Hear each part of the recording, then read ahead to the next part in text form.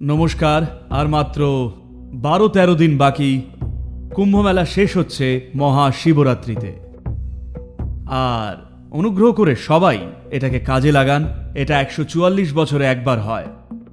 আজ আমরা সবাই যারাই এখানে রয়েছি, আমরা অবধারিতভাবেই পরবর্তী মহাকুম্ভে থাকব না। এখন আমাদেরই সময়, আমাদের সৌভাগ্য যে এটা আমাদের জীবনকালে হচ্ছে।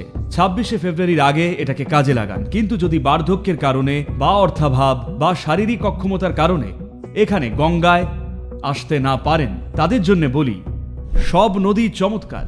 বিশেষ করে দুটো নদী মিলছে এমন জায়গা পেলে সেখানে ডুব দিতে পারেন। আপনার ইতিমধ্যেই করা উচিত ছিল, তবে এখনো কয়েকদিন বাকি। কুম্ভ চালু থাকছে 26 তারিখ অবধি।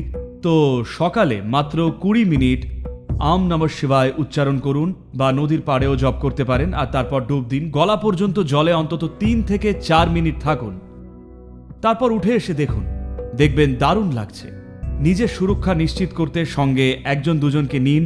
আর যদি নদীতে এমন অংশ পান যেখানে জলটা প্রবাহমান কিন্তু খুব জোরে নয়, সেখানে যদি গলা অবধি জলে বাবু হয়ে বসার সুযোগ থাকে, সঙ্গে চাইলে মাটিটাও ছুঁতে পারেন যদি হাতে পান।